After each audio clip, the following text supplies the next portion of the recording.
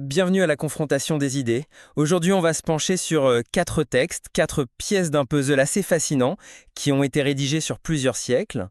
On a une prophétie d'Isaïe, un psaume, un passage de Paul aux Romains et puis un extrait de l'évangile de Matthieu.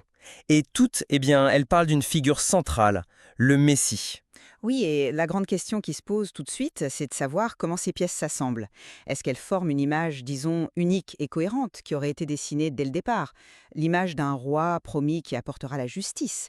Ou bien est-ce qu'il s'agit de pièces de puzzle différents, où la figure du Messie se transforme, se réinvente à chaque époque, pour répondre à de nouveaux espoirs, et il faut le dire, souvent à de profondes déceptions? De mon côté, je pense vraiment qu'il y a une seule et même image. Je crois qu'un fil rouge relie ces textes et nous montre un projet qui, dès le départ, vise un salut qui dépasse les frontières d'un seul peuple pour toucher l'humanité entière. Et moi, j'y vois plutôt un miroir. Un miroir qui, à travers les âges, aurait reflété les espoirs brisés et les besoins changeants d'une communauté. On passe à mon sens de l'attente d'un roi guerrier très concret à celle bien plus tard d'un sauveur spirituel et universel. Pour moi, c'est une métamorphose, ce n'est pas un simple développement. Alors, commençons par la première pièce, la plus ancienne, Isaïe. Le prophète nous parle d'un rameau qui sort de la souche de Jessé, donc de la lignée du roi David, c'est clair, et sur lui repose l'esprit du Seigneur. Ce n'est pas un détail, ça. Cet esprit lui donne la sagesse, non pas pour bien gérer les affaires courantes, mais pour instaurer une justice radicale, quasi divine, en faveur des plus pauvres. C'est vrai, mais n'oublions pas le contexte.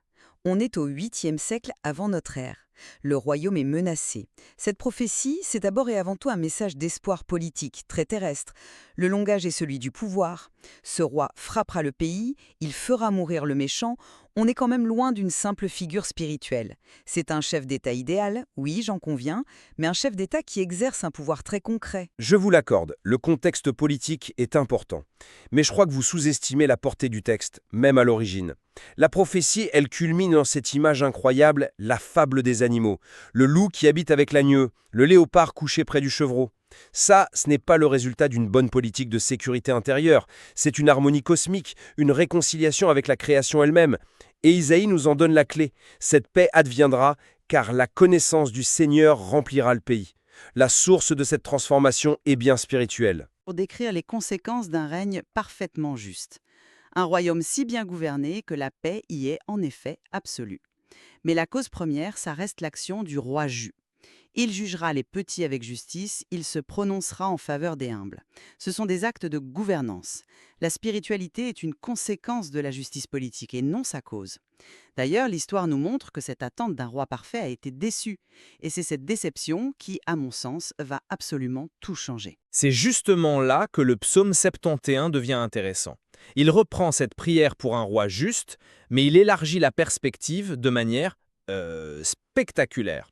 Son règne doit s'étendre de la mer à la mer et surtout, en lui seront bénies toutes les familles de la terre. On voit bien que l'horizon n'est plus seulement national. L'idée d'une portée universelle, elle est déjà là bien avant Paul. C'est la confirmation que le projet initial était bien plus vaste qu'un simple trône à Jérusalem. Attendez, ce psaume est probablement écrit bien plus tard, après l'exil. Et ça change tout. À cette époque, il n'y a plus de roi sur le trône de David, le pouvoir politique a disparu, alors que fait-on de cette promesse? Eh bien, on la déplace, on la spiritualise, l'espérance n'est plus placée en un souverain en chair et en os, mais elle est projetée sur une figure idéale future. Le concept même de Messie, qui signifiait simplement roi oint, se charge d'un sens nouveau, eschatologique. Ce n'est pas une continuité, c'est une réorientation forcée par l'échec historique. Je ne le vois pas comme un échec, mais plutôt comme un approfondissement de l'espérance. Le fait que le peuple continue d'espérer en cette promesse, même sans roi, ça prouve la solidité de la prophétie. L'espérance se purifie, en quelque sorte, des contingences politiques pour se concentrer sur son essence divine. C'est ce que Paul comprendra parfaitement des siècles plus tard. Dans sa lettre aux Romains, il n'invente rien, il ne fait que lire ce qui était déjà là.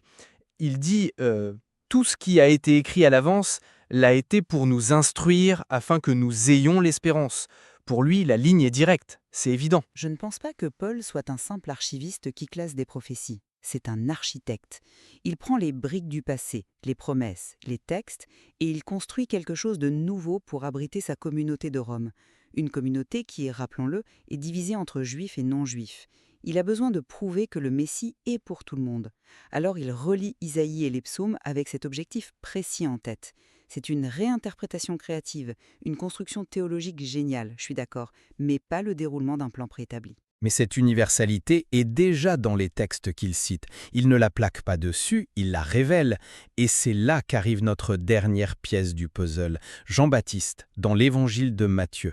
Il est le héros qui crie « Le voici, il arrive ». Et ce qui est fascinant, c'est comment il le décrit. Celui qui vient est tellement plus grand que lui qu'il n'est même pas digne de lui enlever ses sandales. Pourquoi? Parce qu'il baptisera dans l'Esprit Saint et le feu. On retrouve l'esprit d'Isaïe, la boucle est bouclée. Ah là, j'ai vraiment du mal à vous suivre sur la continuité. Parce que le ton de Jean-Baptiste, c'est une rupture radicale avec ce qui précède.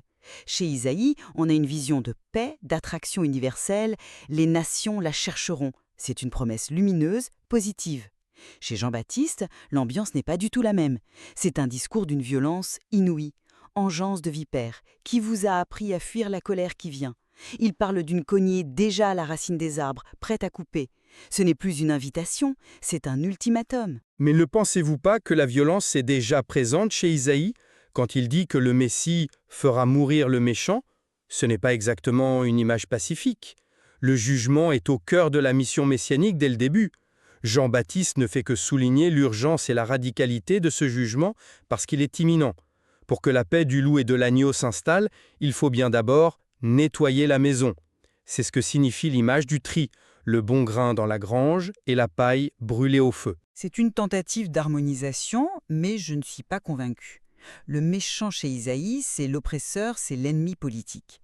Chez Jean-Baptiste, la menace pèse sur tout le monde, y compris sur les fils d'Abraham. D'ailleurs, il dynamite l'idée même d'une continuité par la lignée. Quand il dit que Dieu peut, des pierres que voici, faire surgir des enfants à Abraham, il attaque frontalement la confiance dans la généalogie, dans la souche de Jessé. Il est en train de dire que l'héritage ne sert à rien sans une conversion personnelle et radicale. C'est une révolution. Je vois cela comme une intériorisation, pas une révolution. L'appartenance au peuple de Dieu n'est plus automatique, elle demande un engagement du cœur. C'est vrai. Mais le feu dont il parle n'est pas que destructeur. Il dit bien le feu, baptisé dans l'Esprit Saint et le feu. C'est un feu qui purifie, qui sépare en nous ce qui est mort de ce qui est vivant. C'est le feu de la vérité qui consume les illusions. C'est une image dure, certes, mais nécessaire à la transformation promise par Isaïe. C'est la même justice, mais décrite avec l'intensité de celui qui se tient sur le seuil de l'événement. L'intensité est telle qu'elle change la nature du message.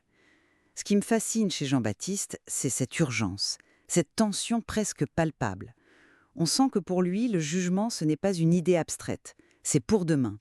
Et ce Messie qu'il annonce est avant tout un juge implacable. Comment concilier ce juge au vent à la main qui brûle la paille dans un feu qui ne s'éteint pas, avec le roi berger d'Ésaïe, sous lequel le nourrisson jouera sur le trou de la vipère? Franchement, la connexion ne me semble pas évidente.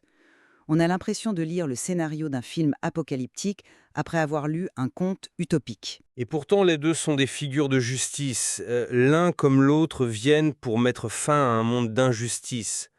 Isaïe utilise le langage de la restauration, de l'harmonie. Jean-Baptiste, lui, il vit à une époque d'oppression romaine intense et d'attente apocalyptique. Alors il utilise le langage de la crise et du jugement imminent. Le langage change avec l'époque, c'est vrai, mais la mission fondamentale reste la même. Instaurer le règne de la justice de Dieu. Paul, encore une fois, fait le lien en disant que le Christ est venu pour réaliser les promesses tout en étendant la miséricorde aux nations. Il tient les deux bouts, la fidélité à la promesse et son accomplissement surprenant. Je reviens à mon point. Paul n'est pas un commentateur, c'est un créateur de sens. Il a besoin de justifier une réalité nouvelle, inouïe, une communauté où les anciennes barrières sont tombées. Sa lecture des prophéties est orientée par cette nécessité pastorale. Il voit une continuité, parce qu'il a besoin d'en voir une pour fonder sa théologie. Mais un historien qui regarde ces textes verra plutôt des ruptures, des adaptations, des réinventions constantes. Chaque auteur ne se contente pas de transmettre une tradition. Il la façonne, il la tord parfois, pour qu'elle parle à son temps. Et c'est ce qui rend cette tradition vivante d'ailleurs. Bon, au final, pour moi, quand je prends du recul et que je regarde l'ensemble, je vois une cohérence profonde. Le chemin est peut-être sinueux, mais il y a bien un fil rouge. La promesse d'un roi juste, faite à un petit royaume en crise, mûrit et s'élargit pour devenir une espérance de paix et de salut pour le monde entier.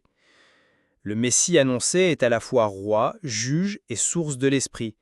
Chaque texte en révèle une facette, comme des projecteurs qui éclaireraient progressivement la même statue sous des angles différents. Et pour moi, en regardant le même paysage, je vois une série de tentatives courageuses pour donner un sens à l'histoire.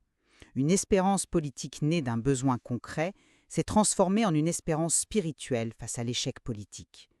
Puis, cette espérance spirituelle a été radicalisée en une annonce de jugement apocalyptique face à une nouvelle crise. Ce n'est pas un plan qui se déroule, c'est la pensée humaine, la pensée croyante, qui lutte, s'adapte et crée du sens à partir des événements. C'est peut-être moins ordonné, mais c'est à mon avis beaucoup plus fascinant. Cette confrontation, nos lectures montrent en tout cas la profondeur de ces textes. Ils ne livrent pas un message simple et univoque. Ils nous obligent à réfléchir à la manière dont une promesse traverse le temps, comment elle est reçue, transformée, et comment bien sûr elle continue de parler. Absolument.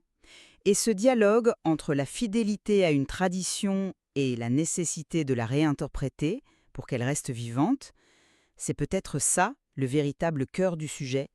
C'est ce qui fait que, des siècles plus tard, nous sommes encore là à essayer de remonter le fil de cette espérance.